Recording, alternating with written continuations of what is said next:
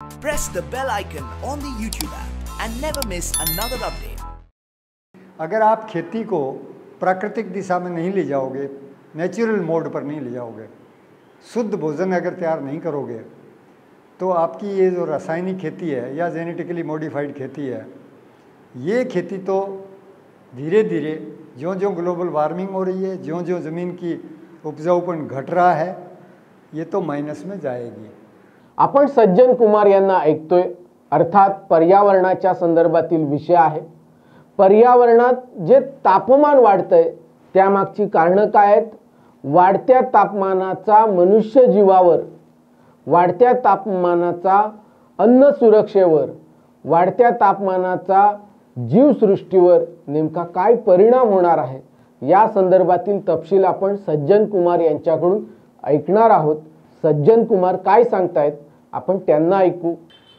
मेरी समझ ये कह रही है कि आज चाहे आप यहाँ बात वसई में कर रहे हैं, चाहे महाराष्ट्र स्टेट में, राजस्थान की स्टेट में जहाँ से मैं आया हूँ, कहीं चले जाइए आप, ये बात तो आम आदमी को पता चल गई है कि गर्मी तो बढ़ रही है, गर्मी बढ़ रही है, टेम्परेचर बढ़ रहा है.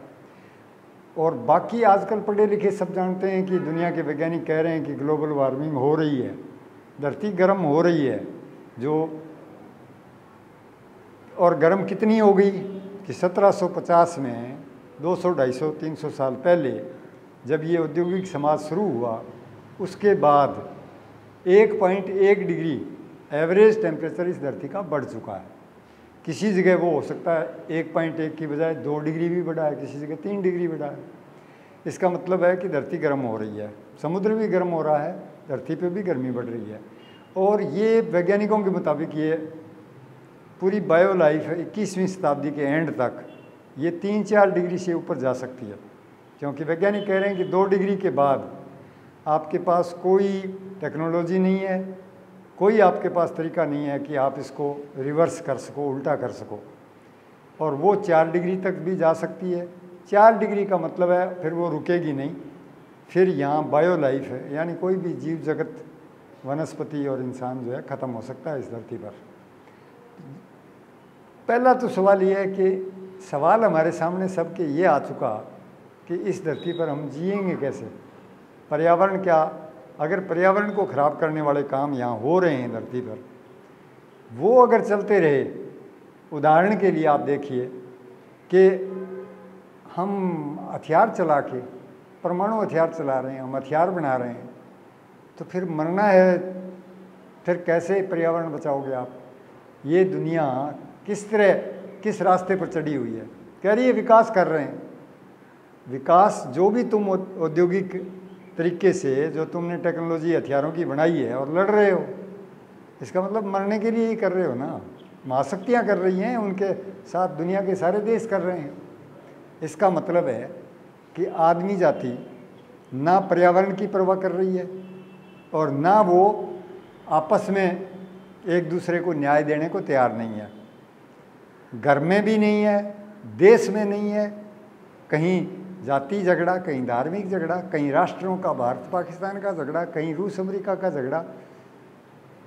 तो बात यह है कि एक तरफ तो हम वो काम कर रहे हैं जिससे हवा, पानी, ज़मीन, जंगल, जैव विविधता और इंसान बर्बाद हो रहे हैं. यानी हम प्रकृति विरोधी और मानव विरोधी काम कर रहे हैं.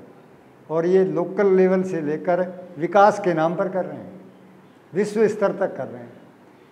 इसका इलाज सीधा साफ है कि वो काम सारे बंद कर दो. उदाहरण के लिए, अगर आप खेती को प्राकृतिक दिशा में नहीं ले जाओगे, नेचुरल मोड पर नहीं ले जाओगे, शुद्ध भोजन अगर तैयार नहीं करोगे, तो आपकी ये जो रासायनिक खेती है या जेनेटिकली मॉडिफाइड खेती है, ये खेती तो धीरे धीरे ज्यों-ज्यों ग्लोबल वार्मिंग हो रही है, ज्यों-ज्यों ज़मीन की उपजाऊपण घट रहा है, ये तो माइनस में जाएगी.